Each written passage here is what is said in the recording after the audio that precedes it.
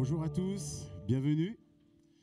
Soyez bienvenus ce matin, prenez place, mettez-vous confortablement à l'aise afin que nous puissions passer ce temps ensemble. C'est les vacances, je vois qu'il y a un peu moins de monde, mais c'est toujours une joie de se retrouver, que ce soit à 2, à 3 ou plus. C'est toujours une joie de se retrouver, de se saluer et de passer ces temps ensemble. En tout cas, j'espère que vous allez pour le mieux ce matin. J'espère que ce matin, vous êtes disposés à vivre un temps précieux, un temps unique. Et ces derniers temps, en préparant ce moment, je me posais des questions. Je voulais savoir ce que ça faisait de porter des lunettes. Alors, je ne sais pas, qui d'entre vous ici porte des lunettes? Alors, je vois ceux qui portent des lunettes, mais peut-être que je dois en porter parce que je ne vois pas ceux qui portent des lunettes plus loin. Donc, peut-être que je vais devoir aussi en porter.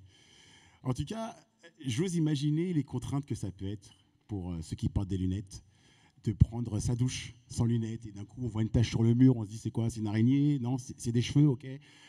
J'ose imaginer deux fois les moments un peu difficiles quand on n'a pas ses lunettes. Et ce matin, justement, je voulais vous encourager, ou du moins avoir une bonne nouvelle pour vous, c'est que vous n'êtes pas les seuls à en avoir besoin.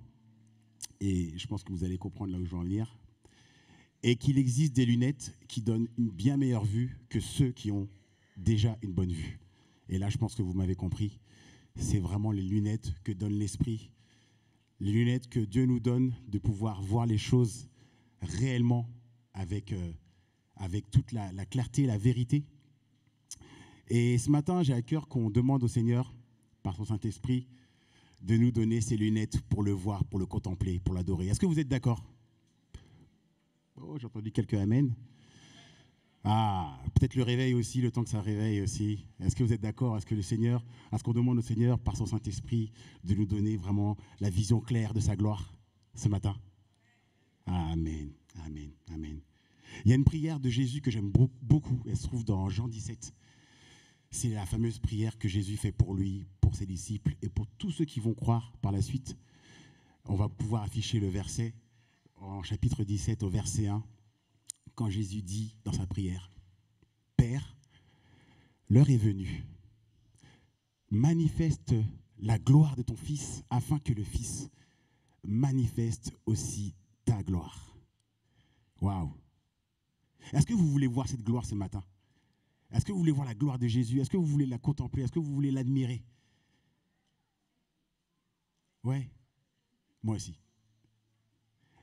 Il y a un autre passage justement en lien avec le fait de pouvoir contempler la gloire de Dieu par son Saint-Esprit qui se trouve dans 2 Corinthiens, où Paul nous dit « Et nous tous qui, le visage découvert, contemplons comme dans un miroir la gloire du Seigneur. Nous sommes transformés en son image dans une gloire dont l'éclat ne cesse de grandir. » C'est là l'œuvre du Seigneur, c'est-à-dire de l'Esprit. Dans d'autres versions, il est dit que de gloire en gloire, nous sommes transformés à son image. La gloire de Dieu ne change pas. C'est peut-être notre façon de l'apercevoir qui va changer, qui va évoluer, et de gloire en gloire. La gloire de Dieu ne change pas, mais jour après jour, en contemplant sa gloire, nous sommes transformés toujours plus. Et c'est cette même gloire. On va prendre des chants, on va prendre des passages, on va écouter le message que va nous apporter Jean-Luc. Et moi, mon désir, c'est d'être transformé ce matin à l'image de sa gloire. On va prendre ce premier chant comme une prière qui dit « Nous venons dans ta présence pour chanter tes louanges. Nous venons te contempler. Nous voulons et nous venons admirer ta gloire, Seigneur. » Vous êtes d'accord? On prend ce chant comme une prière.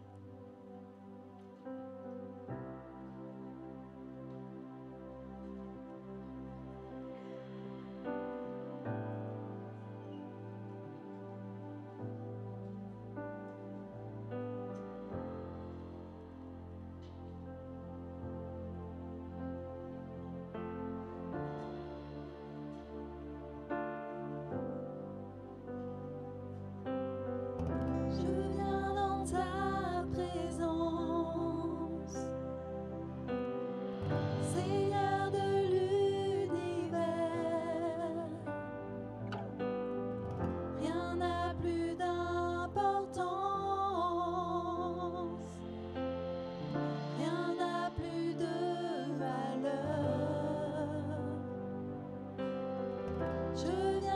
chercher ton cœur, trouver ta volonté, me tenir prosterné en chantant tes louanges.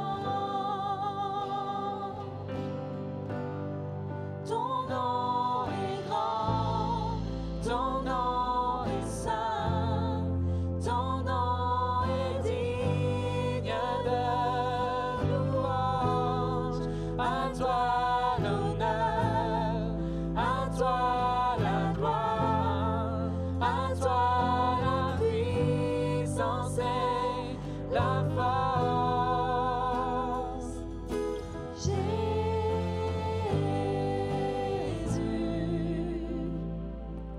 agneau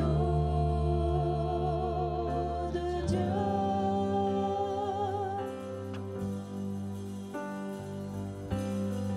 Je viens dans ta présence, déposer mes fardeaux, tout ce qui me retient, m'approcher de toi. Tu es mon bouclier, mon abri, mon seul bien. Vers toi, Seigneur mon Dieu, je veux lever les mains. Ton nom est grand, ton nom est saint, ton nom est digne de louange.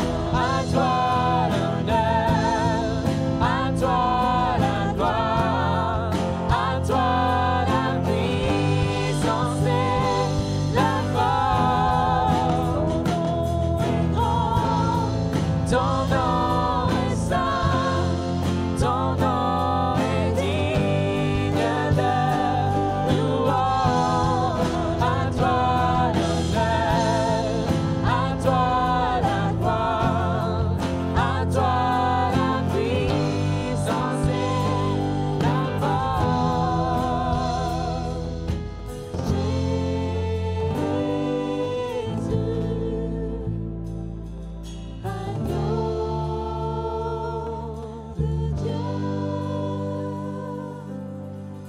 Nous voulons contempler sa gloire, lui qui est assis sur le trône à la droite du Père, entouré de gloire. Le prochain chant dit à nous la force, la joie du Seigneur. Faisons monter nos louanges. C'est parti.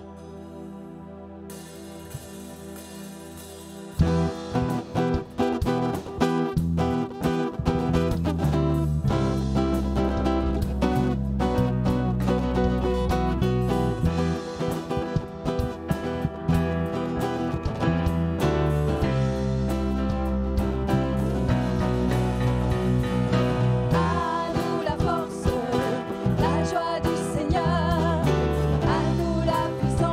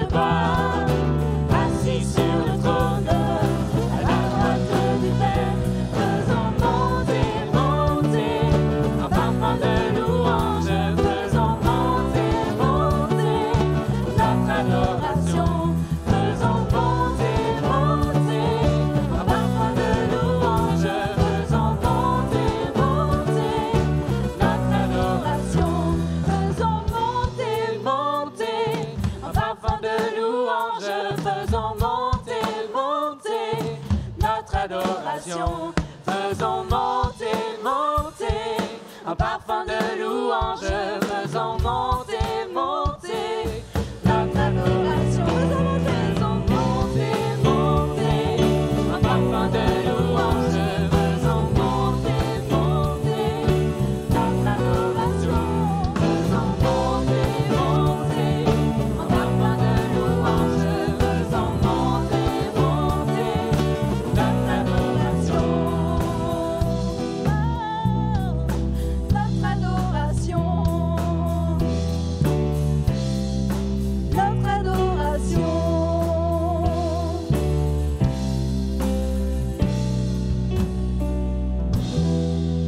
Faisons monter avec nos propres mots la louange, l'adoration qui lui est due.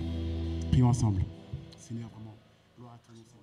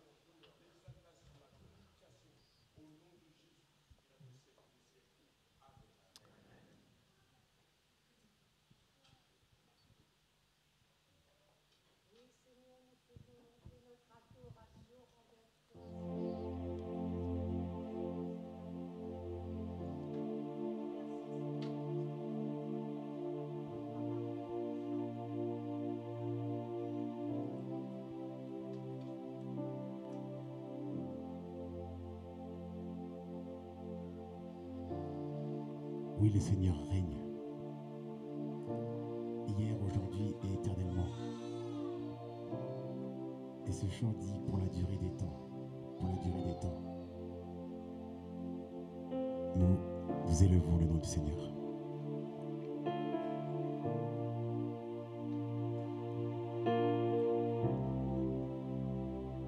L'Éternel règne, il est majestueux.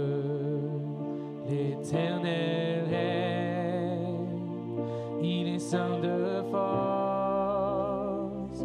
L'Éternel règne, il est sur son trône pour la durée des temps, pour la durée des temps. Dieu est puissant dans les lieux célestes, ses témoignages sont véritables. La sainteté convient à sa maison pour la durée des temps, pour la durée des temps. Puissance et force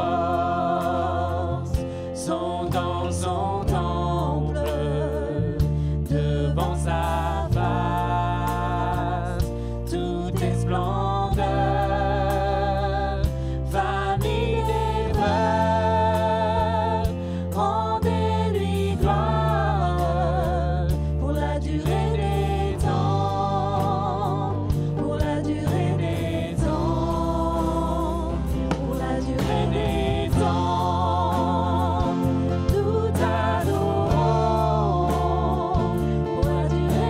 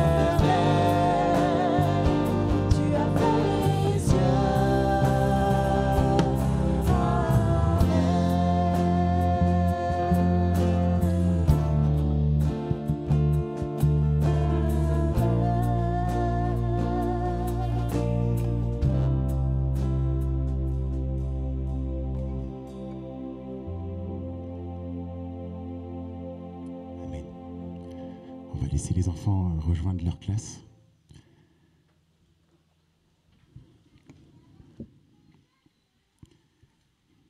En effet, dans la prière que nous avons commencé de lire de Jésus, le Seigneur prie pour que la gloire qu'il avait auprès de son Père soit à nouveau manifeste.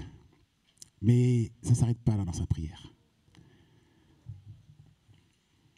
Plus loin, dans ce même chapitre, dans Jean 17, ou du moins juste après, au verset 2 à 4, Jésus va dire, en effet, tu lui as donné autorité sur l'humanité entière afin qu'il donne la vie éternelle à tous ceux que tu lui as donnés. Or, la vie éternelle consiste à te connaître, toi, le Dieu unique et véritable, et celui que tu as envoyé, Jésus-Christ.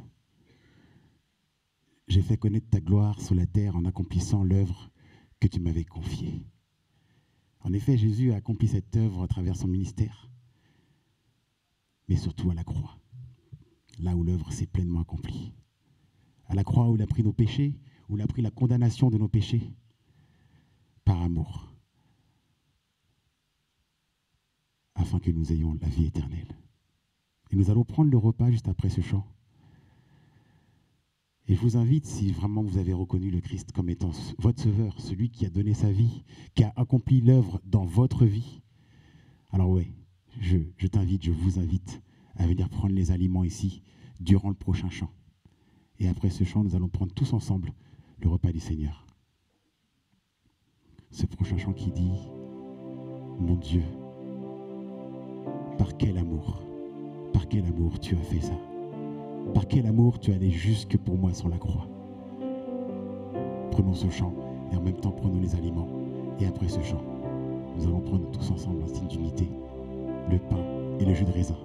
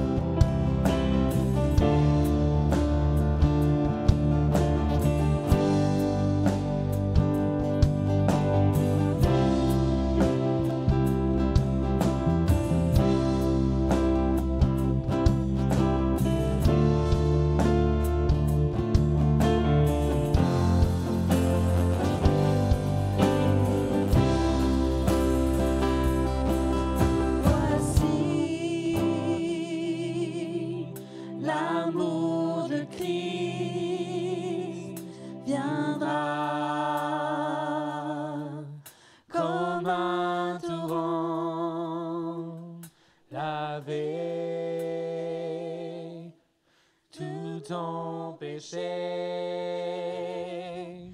Tu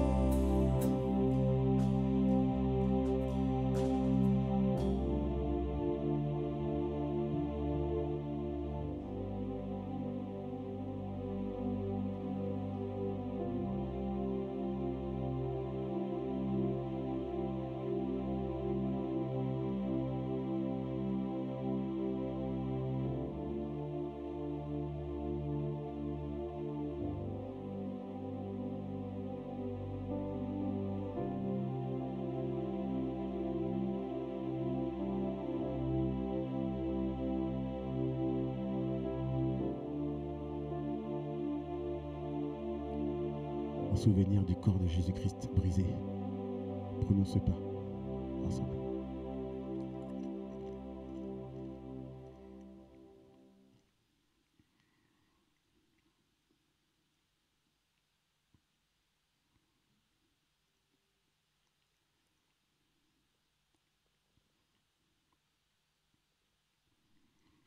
En souvenir de son sang versé à la croix, prenons ce jus de raisin.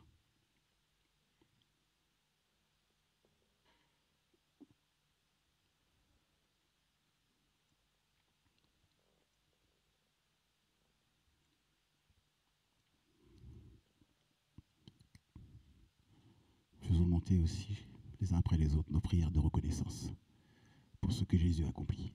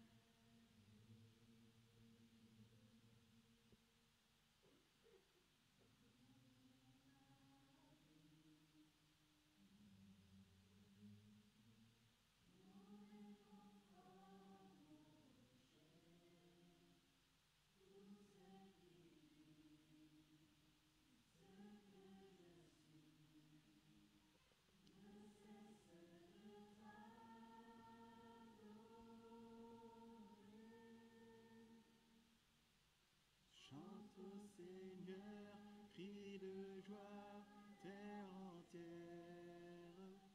À Dieu la gloire, la puissance et l'honneur.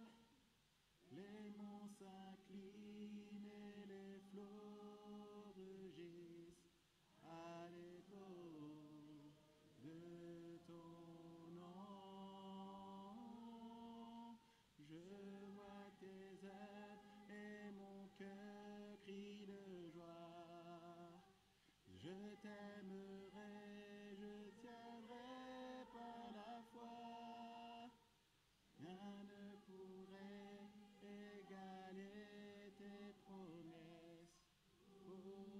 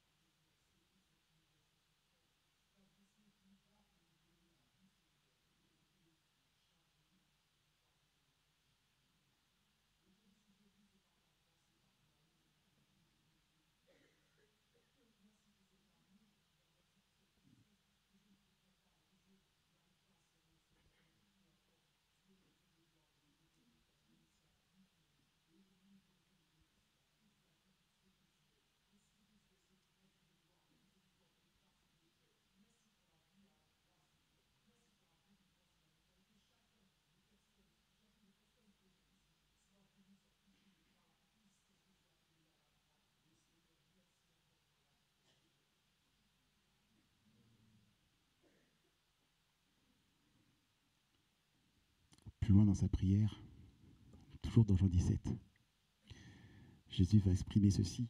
Père, mon désir est ce que tu m'as donné soit avec moi là où je serai et qu'il contemple ma gloire, celle que tu m'as donnée, parce que tu m'as aimé avant la création du monde. Qu'il soit avec moi là où je serai. Jésus savait qu'il allait ressusciter, qu'il allait vaincre la mort. Et oui, il est ressuscité. Et les cieux proclament la gloire du Seigneur. On va prendre ce chant qui dit « Les cieux proclament » justement, car il est ressuscité, il est bien vivant et aujourd'hui encore agissant dans nos vies. Avocat, défenseur, justicier, consolateur. Notre Seigneur est vivant. Amen.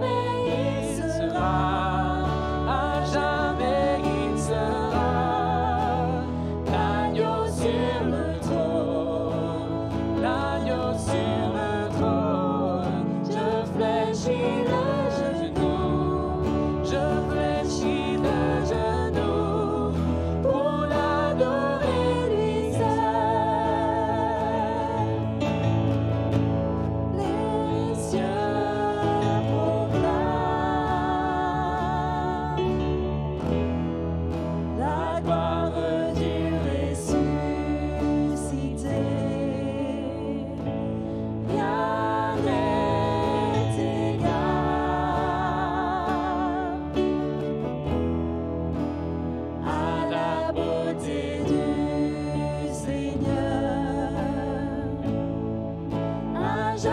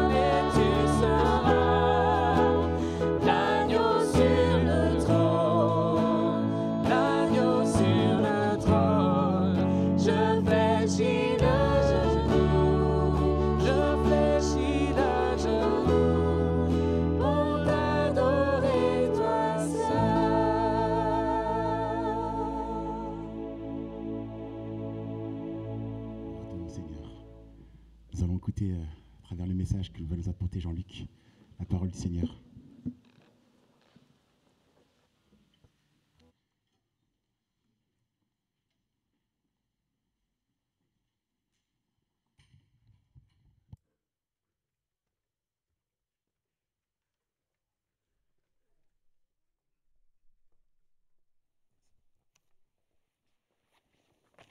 Bonjour à toutes et à tous, je vous salue au nom de notre Seigneur Jésus-Christ et aussi je vous salue au nom de nos bien-aimés frères et sœurs de l'église de Roissy-en-Brie, une famille qui grandit par là-bas. Et nous vous avons piqué ce matin Mickey, eh oui, vous ne pouvez pas avoir le fun tout le temps.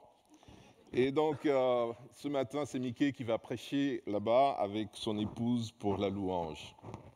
Et vous avez aussi les salutations de notre cher pasteur Manu, qui est à Corogo ce matin, avec toute l'équipe missionnaire qui est partie bénir et être bénie par nos bien-aimés de la Côte d'Ivoire.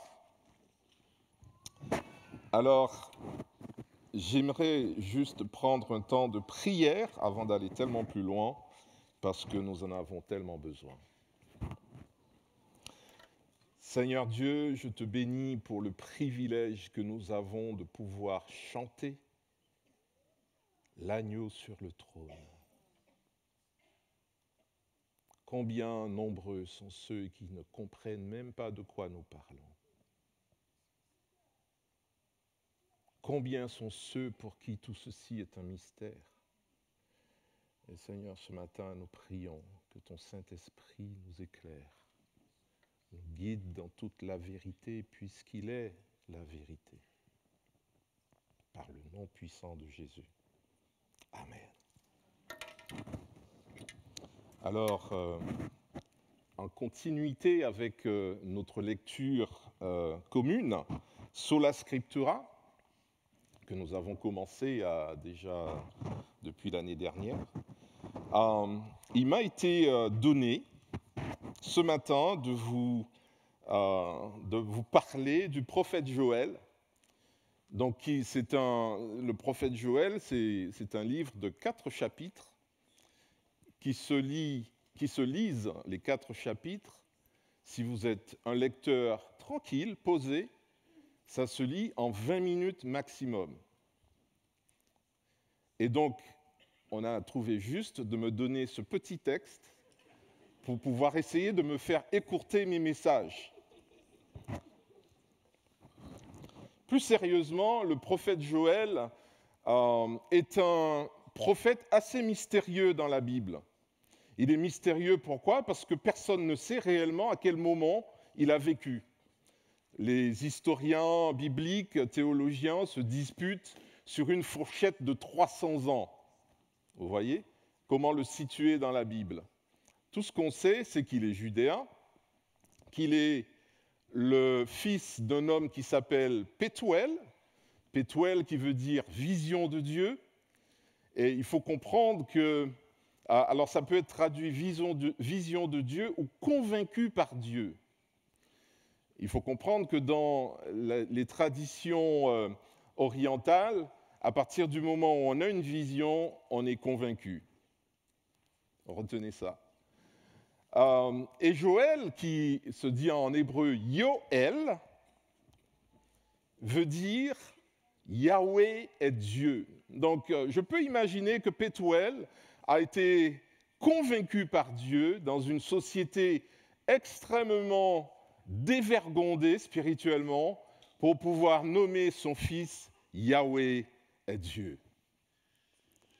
Quelle bénédiction!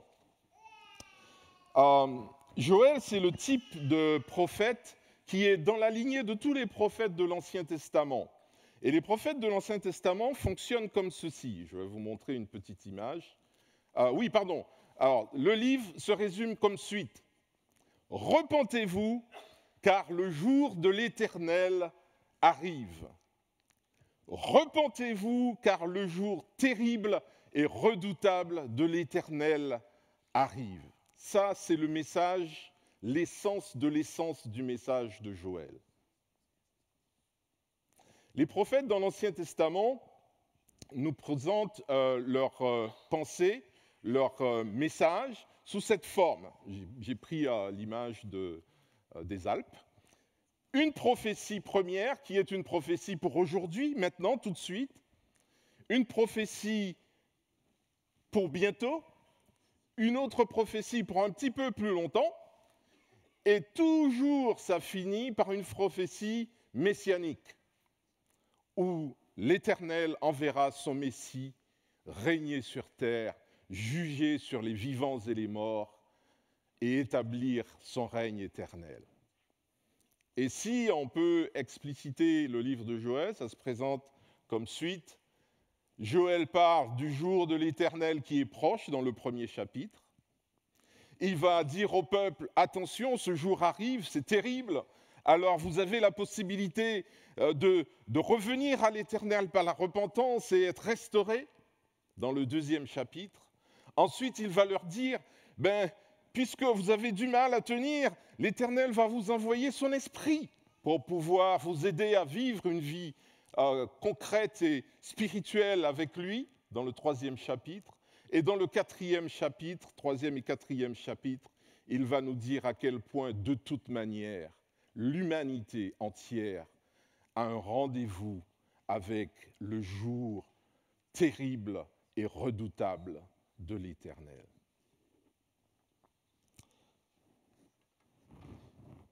Le prophète Joël, alors le jour de l'Éternel, c'est une expression qui va se retrouver 5 fois dans ce livre.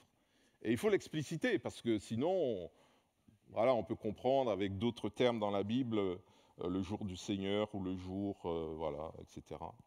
C'est un terme militaire. C'est comme le jour du débarquement.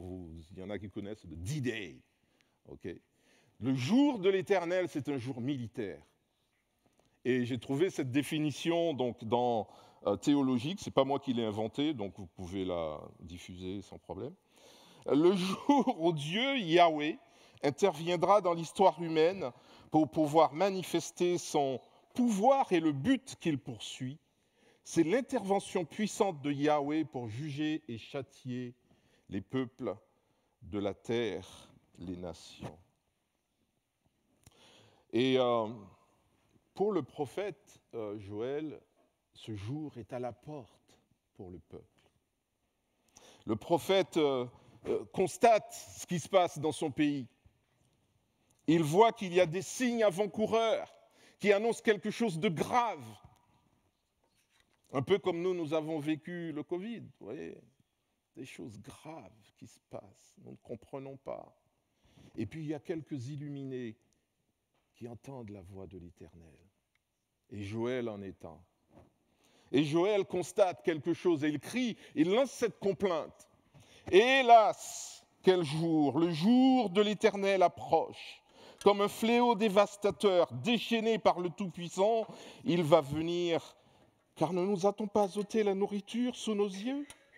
Et du temple de notre Dieu n'a-t-on pas retiré la joie et l'allégresse? Mais alors, que se passe-t-il pour que Joël puisse lancer une telle complainte? Les criquets, les sauterelles qui mangent tout, qui dévastent tout. Et ce que les sauterelles ont laissé, les criquets vont les manger. Et s'il reste encore quelque chose, les grillons vont tout dévorer. Et pour un peuple qui est essentiellement d'une culture agricole, les criquets, les sauterelles, les grillons, c'est une malédiction. Et pour nous aussi aujourd'hui d'ailleurs, c'est un terrible problème. Alors j'ai une question pour vous, question pour un champion. Selon la Bible, lorsque la nature se déchaîne, qu'elle se détraque et qu'elle met notre survie alimentaire et physique en péril, cela est lié à, réponse A, nos choix spirituels et moraux, réponse B, la cylindrée de votre véhicule, réponse C, la faute à pas de chance. Il vous faut un petit peu de temps? Bien entendu, c'est la réponse A. Youpi, on a tous gagné. Vous êtes des gens brillants. Le jour de l'Éternel qu'annonce le prophète Joël, ce n'est pas un jour qui arrive d'une soudaineté inattendue. Comme si Yahweh prenait le peuple à défaut, en traîtrise. Tout cela est la suite logique d'une trahison spirituelle. Vous connaissez les CGV? Ça vous dit quelque chose, CGV? Bon, il y en a qui connaissent TGV, mais CGV. Est-ce que vous connaissez les CGA? CGA. Est-ce que vous connaissez les CGU? Oui, ça dit quelque chose? Monsieur, vous connaissez... Oui? Non, j'ai dit les CGU. Les conditions générales d'utilisation. Ah, ben on voit hein, quand vous achetez les trucs, vous ne regardez même pas, vous cochez et voilà, c'est bon, j'utilise. Ouais? Ah. Deutéronome 28, dans l'Ancien Testament, c'est les CGA, les conditions générales d'alliance. Si vous voulez comprendre la relation qui existe entre Yahweh et les Israélites, lisez Deutéronome 28. Et je veux vous donner un petit bout. Deutéronome 28, verset 15. Voilà ce que dit Yahweh. Il donne des bénédictions avant le verset 15. Si vous me servez, le pays coulera de miel, etc. Vous vivrez l'abondance, vous serez heureux, vos enfants fleuriront dans le pays, vous serez puissants, etc. Et à partir du verset 15, il dit, si vous n'obéissez pas à l'Éternel, si vous ne veillez pas à appliquer tous ces commandements et ces lois que je vous transmets moi-même aujourd'hui, voici quelles malédictions, donc le terme est clair, fondront sur vous. Et c'est quoi les malédictions? Et parmi celles qui nous concernent, voilà celles qui nous concernent. Vous sèmerez beaucoup de grains dans vos champs, mais vous ferez de maigres récoltes, car les sauterelles auront tout dévasté. Vous planterez des vignes et vous y travaillerez, mais vous n'en boirez pas le vin. Et vous n'aurez rien à y récolter, car les chenilles auront tout dévoré. Au verset 42, il dit, les criquets, ben oui, c'est spécifiquement cité, les criquets dévasteront tous vos arbres et mangeront les produits de vos terres. Les Israélites connaissaient les termes du contrat. Ils avaient signé, ils avaient coché. Ils avaient dit, oui, nous ferons exactement ce que dit l'Éternel. Nous voulons faire comme l'Éternel nous le demande. Nous voulons que notre Yahweh soit notre Dieu exclusif.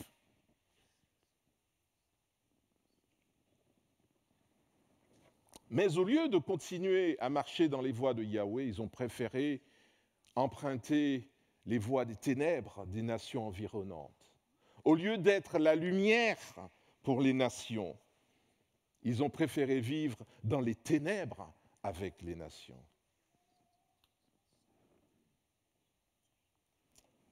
Alors, à cause de ces pratiques abominables et immondes,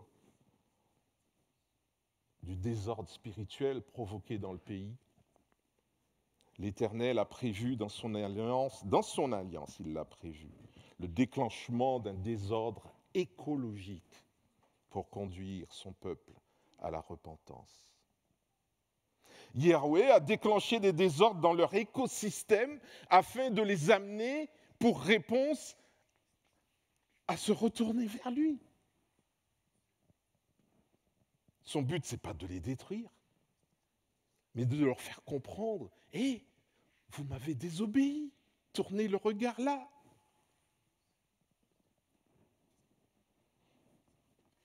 L'apôtre Paul même, dans Romains chapitre 8, va nous faire comprendre que même aujourd'hui, la nature, cette terre sur laquelle nous vivons, est désespérée. Elle attend une libération de son Créateur. Et elle attend que ce jour où se manifestera le Messie de Dieu, qu'elle puisse être transformée et devenir ce lieu de vie où le lait, le miel coulent abondamment pour le peuple, pour les nations qui marcheront à la suite du Messie. Peut-être que vous êtes agnostique, peut-être que vous êtes matérialiste, rationaliste, et que vous vous dites de toute manière, toutes ces histoires-là, c'est de la superstition. Parce que nous, aujourd'hui, nous avons la technologie, ok ? Nous avons la science. Et la science, ça nous empêche, ça nous met à l'abri de tous ces trucs. Voilà. Nous avons l'agronomie maîtrisée. Et c'est vrai, moi j'ai des champs pas loin de chez moi, je vois l'agriculteur avec son gros tracteur et qui laboure la terre, il vous fait 32 sillons d'un coup. Et il fait son semis en un rien de temps, il vous balance les produits phytosanitaires, etc., etc. Sauf que même cette technologie ne nous met pas à l'abri d'une sécheresse. Cela ne nous met pas à l'abri d'inondations. Cela ne nous met pas à l'abri même des nuisibles.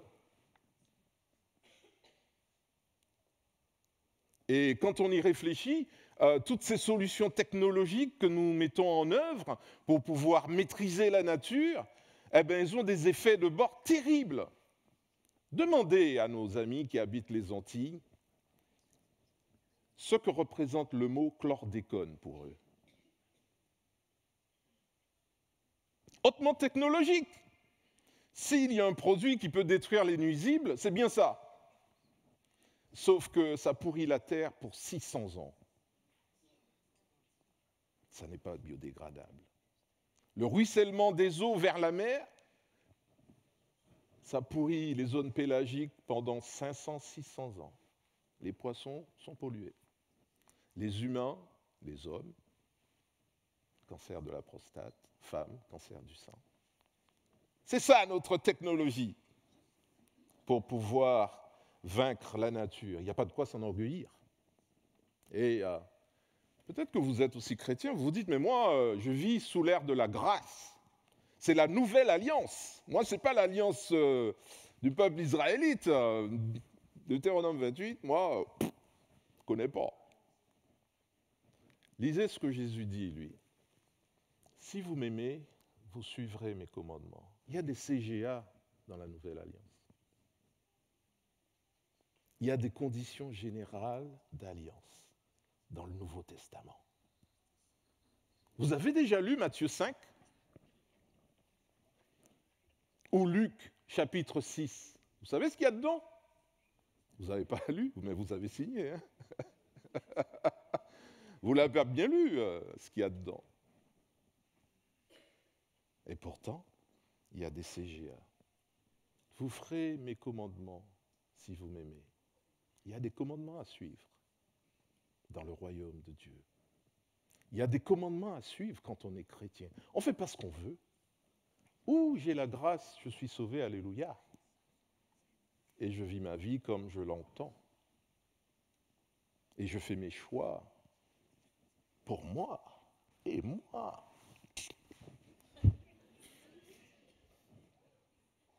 Non, c'est pas ça.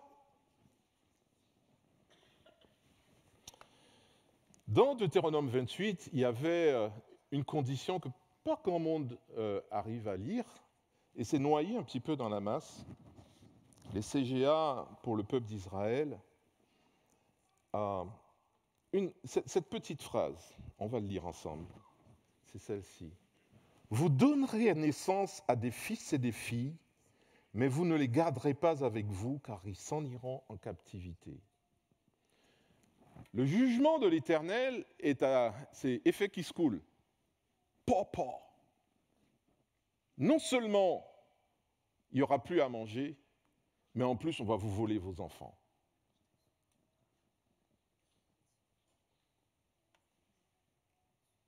Redoutable. Yahweh ne rigole pas. Son alliance, tu ne la brises pas comme ça, impunément. Mais voyez-vous, quand vous subissez un jugement comme ça, vous ne pouvez faire qu'une seule chose si vous voulez vous épargner le pire, c'est revenir à Yahweh de tout votre cœur, de toute votre âme et de lui dire pardon.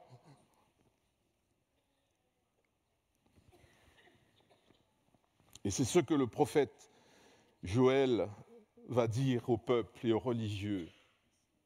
Mais maintenant que vous savez tout ça, maintenant que vous voyez le malheur arriver,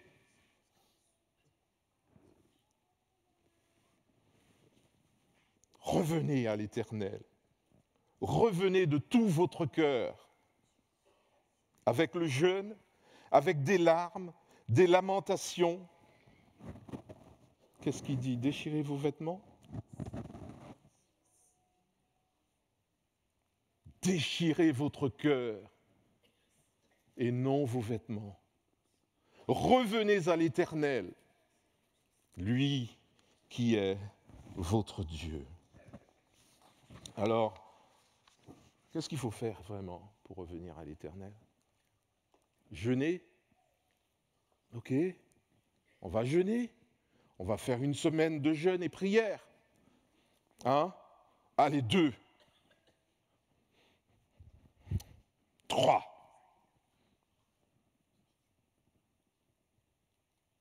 On va faire comme tout le monde. Allez, on va faire 2 jours et puis après...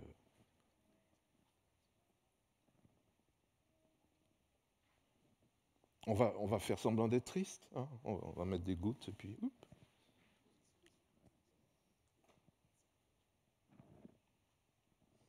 On va se repentir. Voilà, on va dire, oui, alors Seigneur, je te demande pardon parce que je suis un pécheur perdu. Mais ça, le cœur, ça, je le garde pour moi.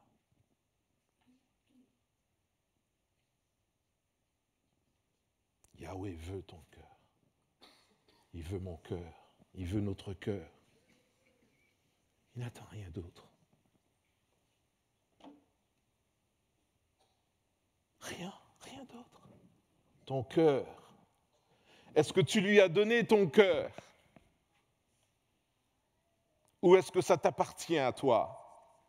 Mes choix, mes décisions, mes désirs secrets, mon standing, mon nom, ma lignée, mon statut, mon confort. Est-ce que ça appartient à Yahweh?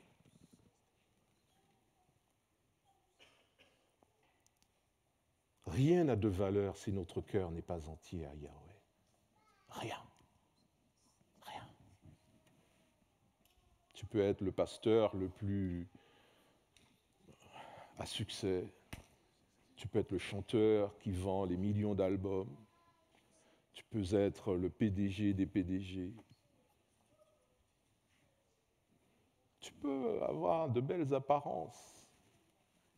J'ai un collègue qui me parlait d'une jeune femme qui était tellement belle qu'il l'a connue.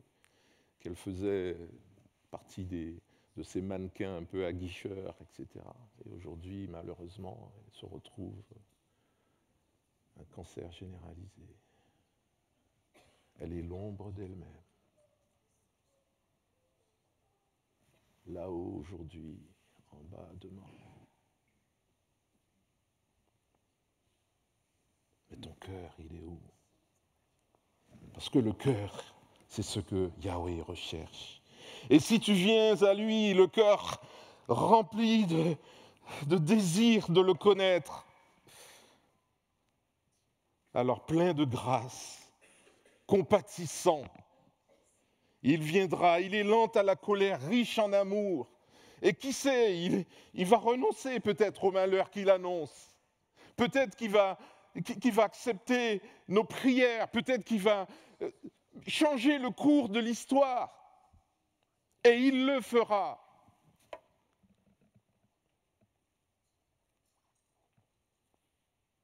Ce message-là, c'est le même que nous proclamons aujourd'hui à nos voisins, à nos amis, à nos parents, à nos enfants, à nos pères, nos mères, nos frères, nos sœurs.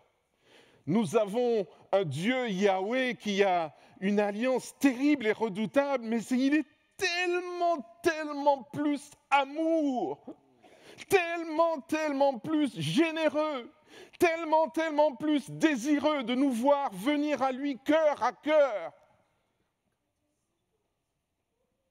qu'il sait faire fi de l'alliance des malédictions qui viennent avec.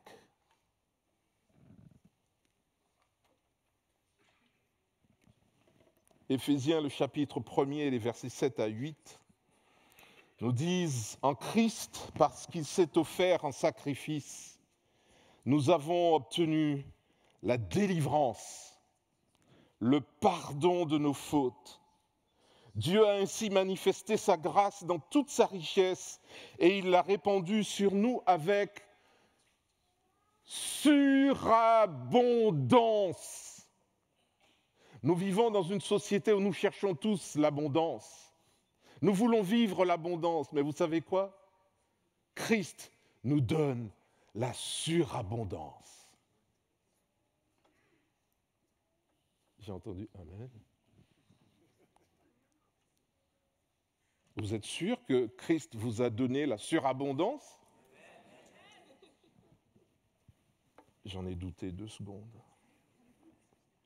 Je ne sais pas jusqu'où tu t'es éloigné de Dieu. Et je ne sais pas quelles sont les barrières que tu as postées entre l'idée même de Dieu et toi. Je ne veux même pas savoir les pratiques que tu mets en œuvre dans ta vie au quotidien. Mais ce que je sais, c'est que personne ici-bas n'est trop éloigné de l'amour de Dieu, pourvu qu'elle vienne à lui, le cœur brisé, le cœur prêt à entendre sa voix. Personne n'est trop loin, personne n'est trop éloigné, personne n'est trop sale, personne n'est trop détruit pour recevoir l'amour de Dieu.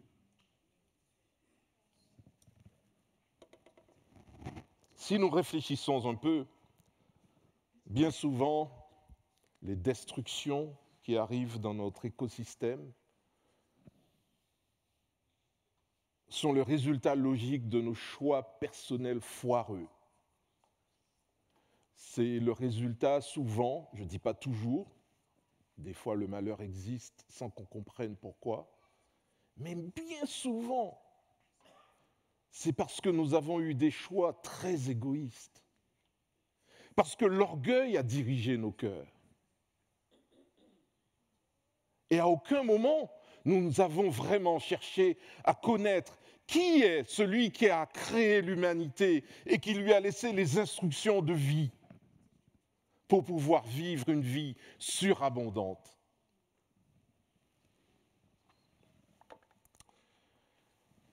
Yahweh, dans la personne de Jésus-Christ, veut t'épargner le malheur de l'expérience du jour de l'Éternel.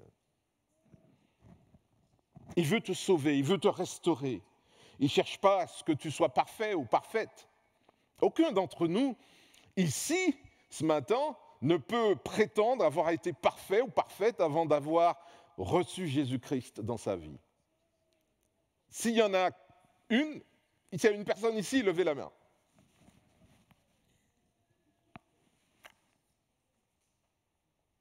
Personne. Jésus n'a jamais dit « Sois parfait et suis-moi ». Il dit « Toi, viens, suis-moi ». On verra après. On verra après. Et vous savez, parce que Yahweh savait que son peuple était un peuple au cou raide. Un peuple au cou raide, la tête dure, comme beaucoup d'entre nous. Moi, je suis un peu comme ça. Alors, il a prévu une solution pour que plus jamais ses enfants ne puissent se détourner de lui, mais restent dans une relation cœur à cœur avec lui. Alors, par la bouche du prophète, il leur a annoncé un désir que Moïse avait manifesté. Si vous avez lu Nombres, le livre des Nombres, dans le chapitre 11, il y a un événement assez particulier qui se passe. C'est que Moïse, il est tellement fatigué, il en a marre du peuple. Il dit, mais ces gens-là, mais c'est pas possible. Mais qui m'a collé tous ces gens au basket? C'est pas possible. Je ne peux pas. Ils se plaignent tout le temps. Mais libère-moi, je ne peux pas, Seigneur. Fais un truc. Et Dieu lui dit, ben écoute, Moïse, voilà ce que je te propose. Tu choisis 70 personnes dans la communauté, des hommes de stature, des hommes reconnus, et tu les amènes. Et puis, je vais leur donner le même esprit que tu as, pour qu'ils puissent conduire le peuple, chacun dans sa partie, dans son coin, avec justice, avec équité, avec droiture, avec un esprit de sagesse. Et dans cette histoire-là, alors il réunit les 70 personnes, sélectionnées, l'heure arrive, il donne rendez-vous, voilà, machin. Et puis, dans cette histoire, il y en a 68. Ah, il en manque 2. Bon. Ah oui, mais l'heure, c'est l'heure. Hein. Et le Saint-Esprit descend. Et donc les 68 se mettent à prophétiser. Et on entend au fond, dans la foule, dans la masse, deux gars qui sont en train de prophétiser aussi. C'était les retardataires. Mais Dieu est bon. Dieu est bon. Il ne les a pas rejetés, les retardataires. Ma femme m'engueule tout le temps parce que je suis en retard. Dieu est bon.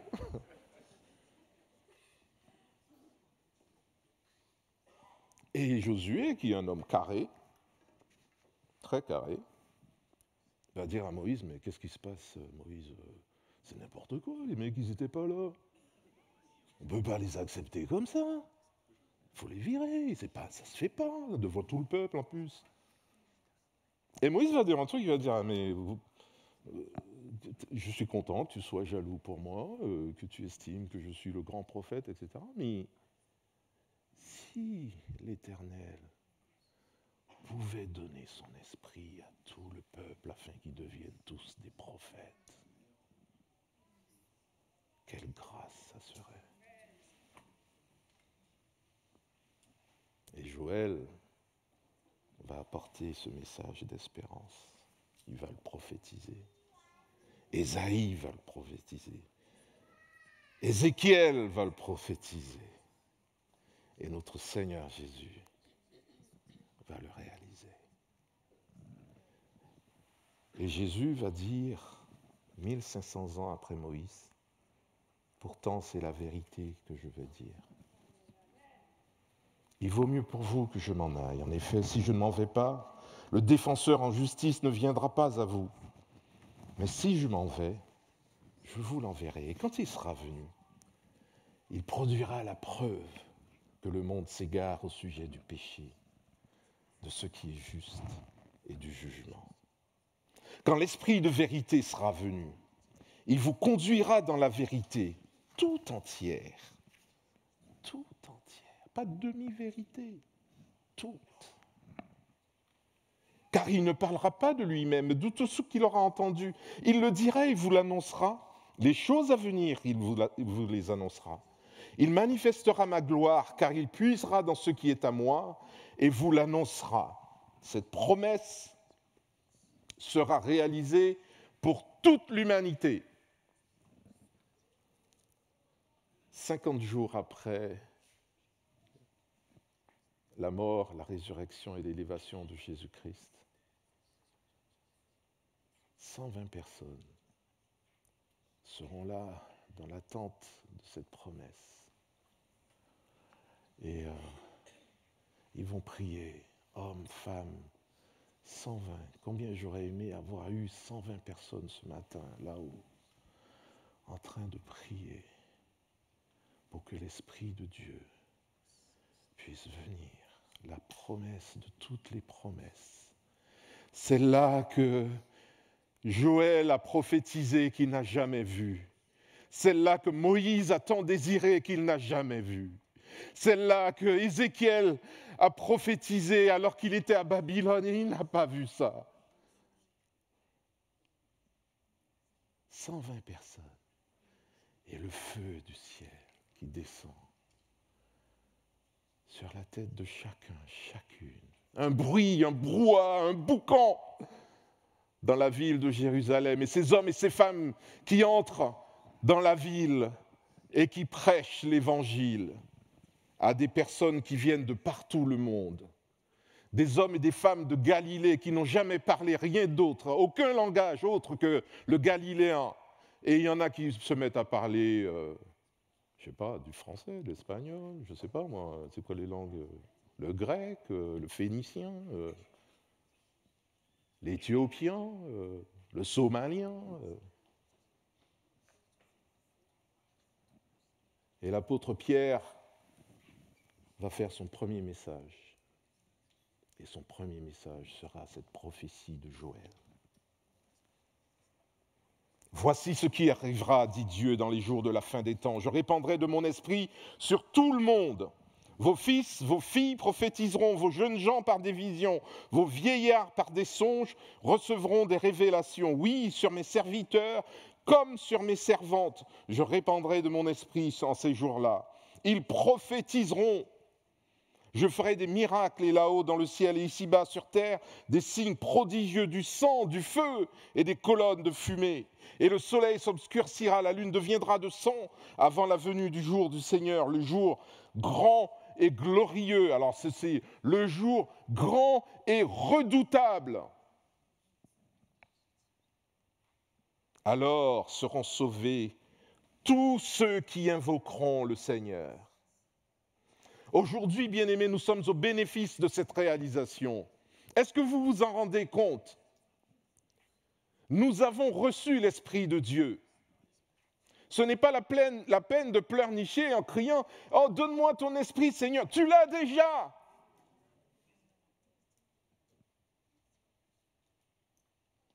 Le Seigneur Jésus a tout fait pour que tu l'aies. Et aujourd'hui, nous pouvons marcher dans l'Esprit. Nous pouvons prier dans l'Esprit. Nous pouvons chanter dans l'Esprit. Nous pouvons nous encourager les uns les autres par l'Esprit. Le Seigneur Jésus nous l'a donné en surabondance. Qu'en faisons-nous?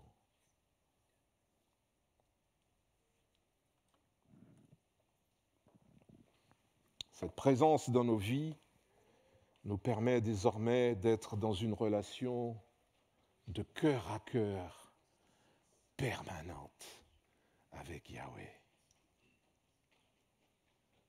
Une relation de cœur à cœur permanente avec Yahweh.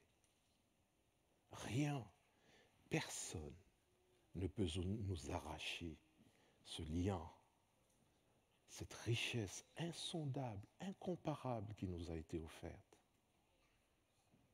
par notre Seigneur Jésus-Christ. Et comme Moïse le désirait tant, nous sommes des prophètes. Vous êtes des prophètes, vous qui croyez en Jésus-Christ. Je suis prophète au nom de Jésus-Christ. Quand j'annonce l'amour de Dieu, le sacrifice de Jésus-Christ à la croix, le salut éternel qu'il nous donne par sa résurrection, lorsque j'annonce qu'il reviendra bientôt juger les vivants et les morts, nous sommes prophètes. C'est là le message de la prophétie, c'est là l'esprit de la prophétie. Ce schéma que je vous ai montré au début, où les prophètes annonçaient des choses qui allaient venir, aujourd'hui, elles sont réalisées en Jésus-Christ. Et nous avons encore des choses à voir. Alors, certains d'entre nous peuvent témoigner de miracles vécus. Notre frère Evis récemment nous a parlé de l'histoire de son frère et sa sœur qui ont été sauvés miraculeusement de ravisseurs armés violents. Nous avons des jeunes parmi nous qui ont vécu des choses extraordinaires de la part du Seigneur, qui ont eu des révélations. Nous avons, vous savez qu'aujourd'hui, il y a 1 million, c'est ce qu'on compte à peu près, de chrétiens, disciples fermes de Jésus-Christ en Iran. Il n'y a pas de missionnaires envoyés en Iran. Vous ne pouvez pas entrer là.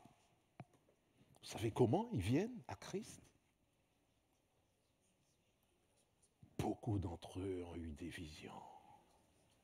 Ils ont vu le Seigneur. Et ils ont été convaincus. Et ils vivent l'Évangile au péril de leur vie. Ils témoignent au péril de leur vie sous le régime terrible des mollahs. Les miracles, il y en a aujourd'hui dans le service du Seigneur. Néanmoins, il y a des signes prodigieux dans le ciel, le sang, les colonnes de fumée, le soleil qui s'obscurcit et la lune qui rougit comme du sang. Tout cela reste à venir. OK ? Et c'est ce que dit Joël. Et j'aimerais vous lire... pardon, je vais juste avancer. Voilà ce que dit Joël.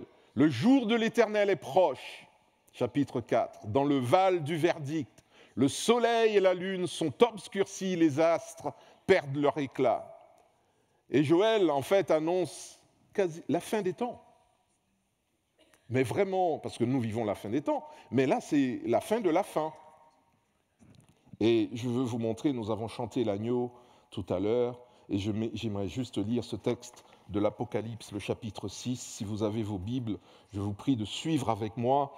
Apocalypse, le chapitre 6. Nous avons chanté l'agneau qui, par son sacrifice à la croix, nous donne la vie éternelle. C'est lui, Jésus. Eh bien voilà, je vais vous montrer un autre agneau. Vous voulez le voir?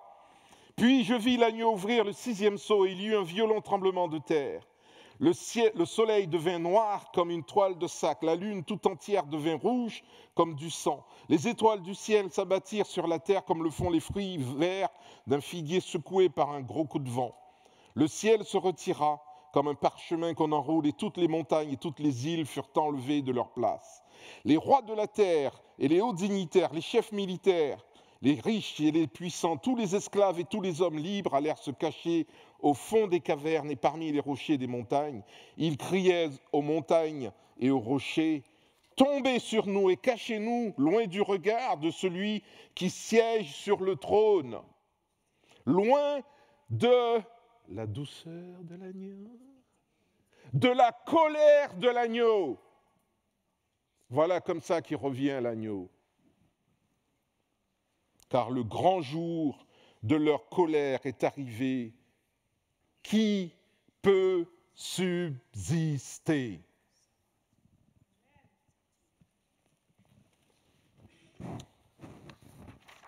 J'aimerais terminer en vous disant, mes amis, le jour grand et redoutable de l'Éternel est proche.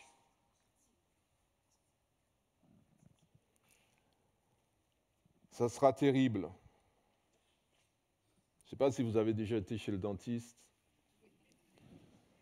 Vous savez, quand ils vous mettent le coton là, entre la gencive et la lèvre, et que vous voyez la main arriver avec la seringue et l'aiguille là, c'est joli, hein, ça fait... Et là, déjà, vous serrez les...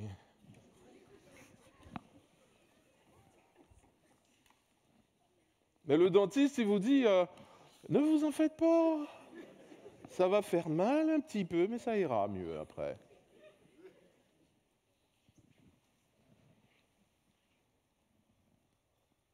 Eh bien, pour ce coup-ci, ça va faire très, très, très, très, très mal.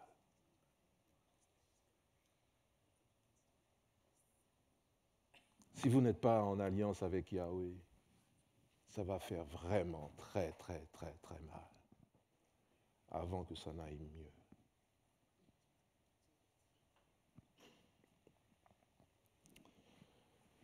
Il faudra que les actes inhumains, les monstruosités qui se pratiquent sur cette terre arrivent à leur comble.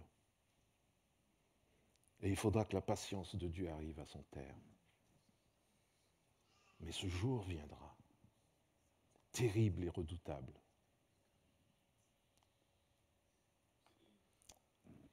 Alors peut-être que vous vous dites, bon, d'ici là, on n'aura plus mal aux dents. Ok, donc voilà, je vis ma life, et donc il n'y a aucun souci. Mais même si vous ne vous sentez pas concerné par ce jour de l'Éternel qui arrive, redoutable, que personne ne voudra voir, tellement c'est horrible, les gens vont aller se cacher sous terre et vouloir ne plus en sortir. D'ailleurs, toutes les cultures parlent de cet événement. Très étrange. Je dis ça en passant. Le jour de l'Éternel peut être très personnel. L'Épître aux Hébreux, le chapitre 9 et le verset 27 nous dit ceci. Le sort de tout homme est de mourir une seule fois. Après quoi vient son jugement par Dieu.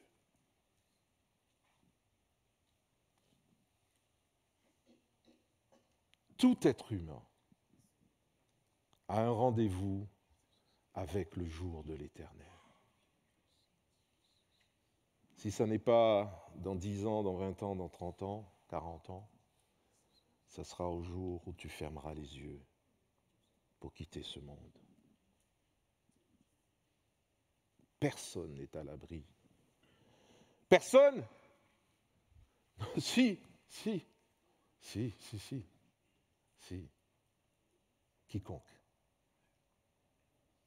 Quiconque invoquera le nom du Seigneur sera sauvé. C'est qui quiconque? C'est qui quiconque?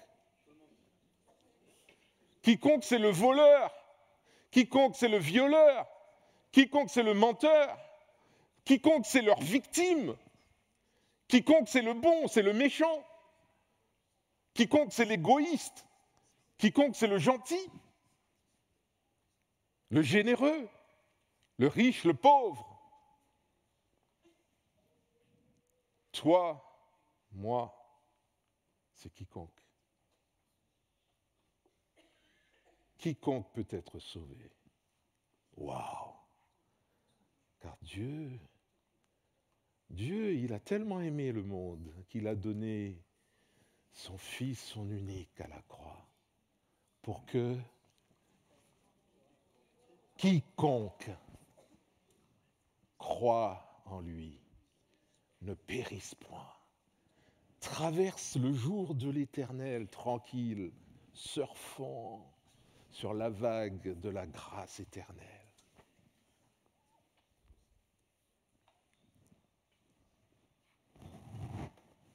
Alors, Joël nous a rappelé que le jour de l'Éternel est proche, plus proche que nous le pensons, mais qu'il est possible d'être restauré par la repentance. Si nous nous tournons vers Dieu de tout cœur.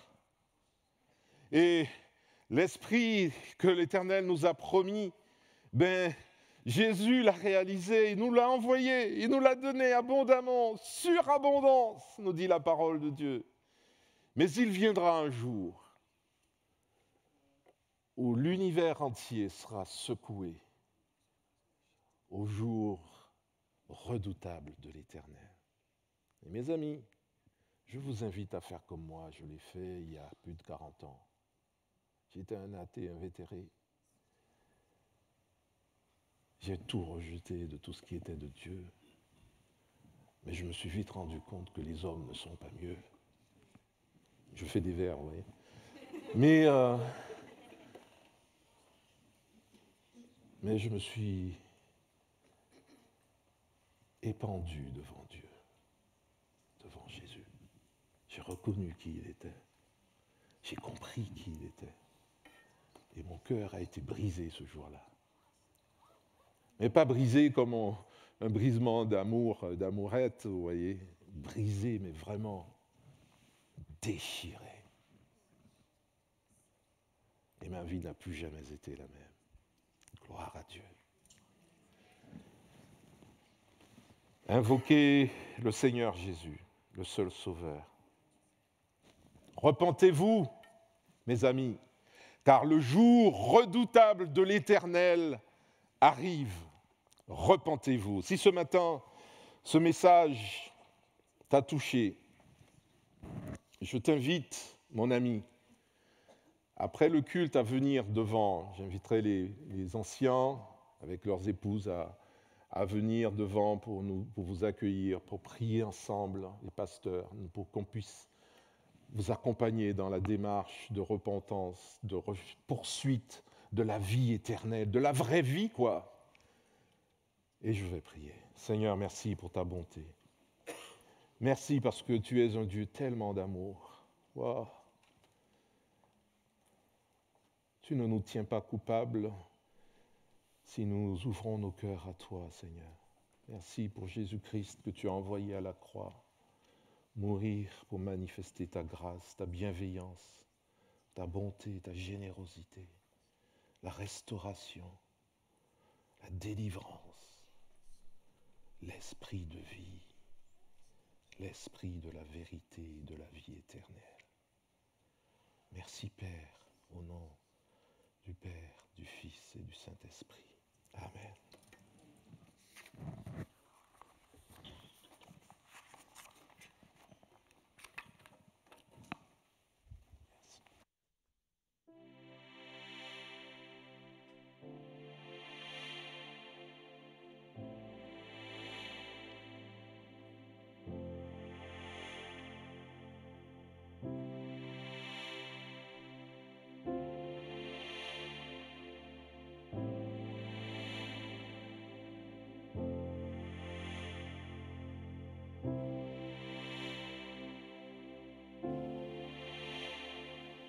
On va prendre ce dernier chant qui dit « Je cours vers le Père ».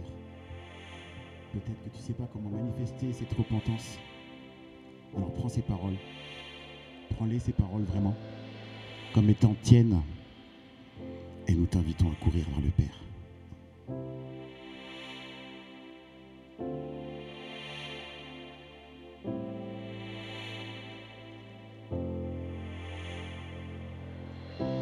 J'ai trop longtemps porté un fardeau bien caché.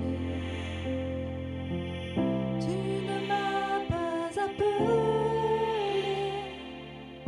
pour seul porter.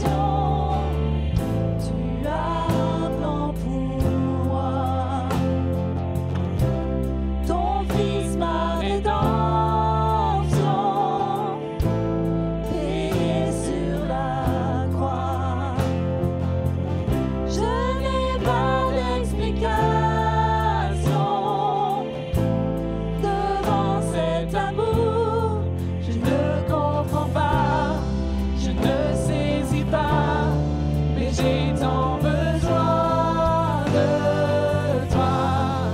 Je cours vers le Père, c'est par sa grâce. Je ne me cache plus, je lui ferai face. Viens réparer mon cœur, viens penser mon âme. C'est vers le Père que je cours encore et encore et encore et encore. Oh, oh, et encore et encore et encore et encore.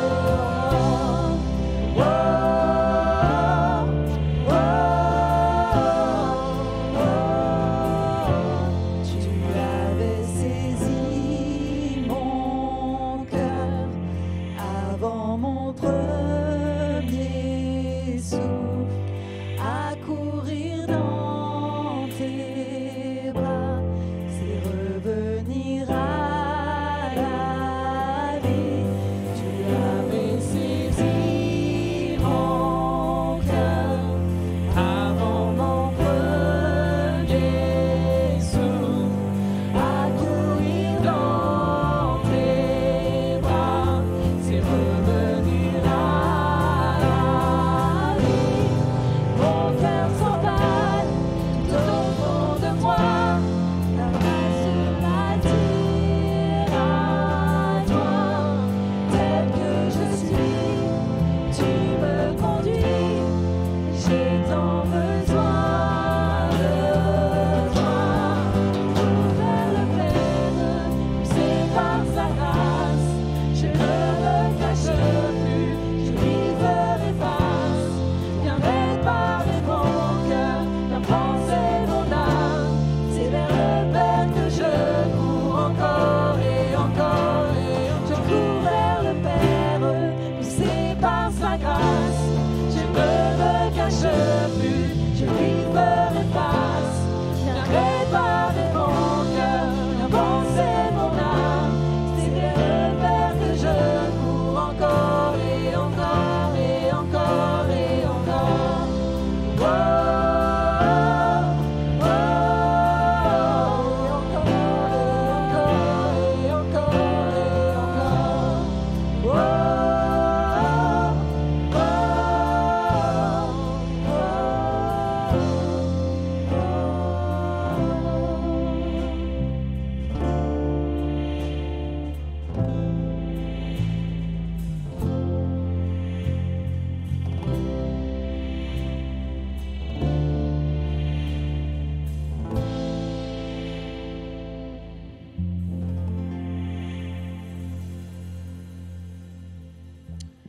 Amen. Je vais laisser place à Magali pour quelques annonces.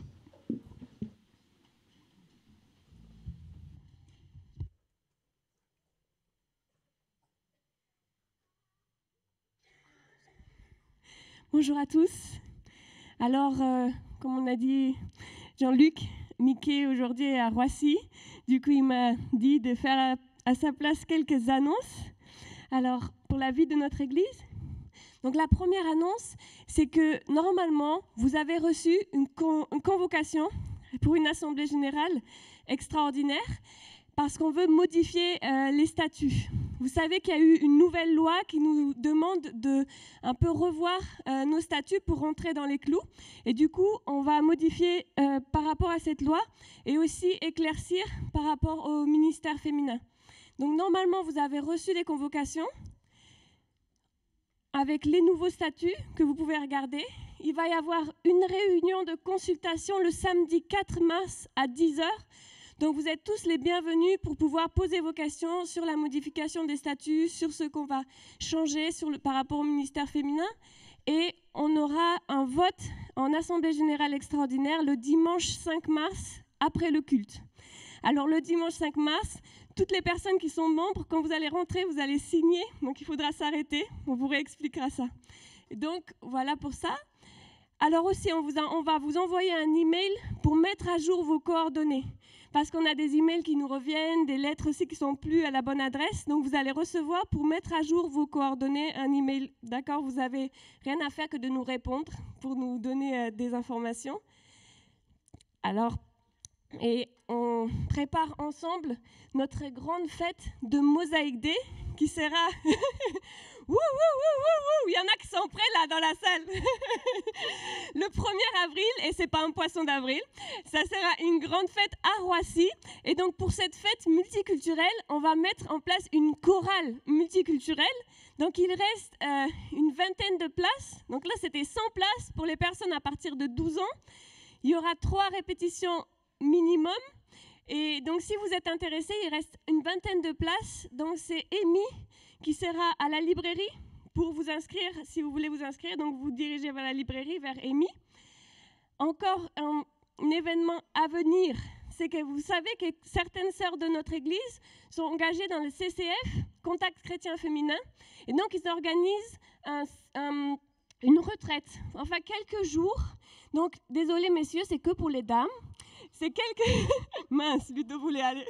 Quelques jours pour avoir un peu de temps reconnecté avec le Seigneur. Donc c'est vraiment une bénédiction. Si vous êtes intéressés, il y a Nathalie qui chantait ici, qui sera au point info pour les inscriptions et les informations. Donc n'hésitez pas à aller la voir.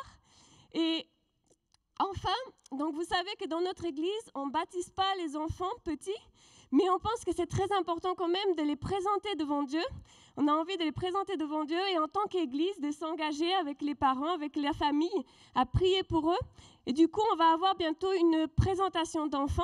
Et donc, si vous avez envie de faire présenter votre enfant, il y aura une réunion d'information et il faut aller voir Evis, qui se trouvera aussi au point info, pour vous donner des informations et pour voir si vous voulez vous inscrire à cette réunion d'information avant de pouvoir présenter vos enfants ici. Et je crois qu'il y a une dernière annonce, le meilleur pour la fin. La mission en Côte d'Ivoire. Donc vous savez que les 10 personnes qui sont parties en Côte d'Ivoire de notre église et aussi de la Guadeloupe sont arrivées vendredi soir. Ils sont bien arrivés, merci Seigneur. Et donc ils sont là-bas pendant une semaine pour annoncer la parole de Dieu, la bonne nouvelle, pardon, dans le nord de la Côte d'Ivoire. Et je pense qu'on a quelques photos. Et non. Voilà. Donc ça, c'était quand ils étaient encore en France. Et voilà, ça c'est leur arrivée quand ils sont arrivés en Côte d'Ivoire. Donc vous voyez bien les couleurs, ça a changé. On ne voit pas aussi, mais la température, à mon avis, a bien changé.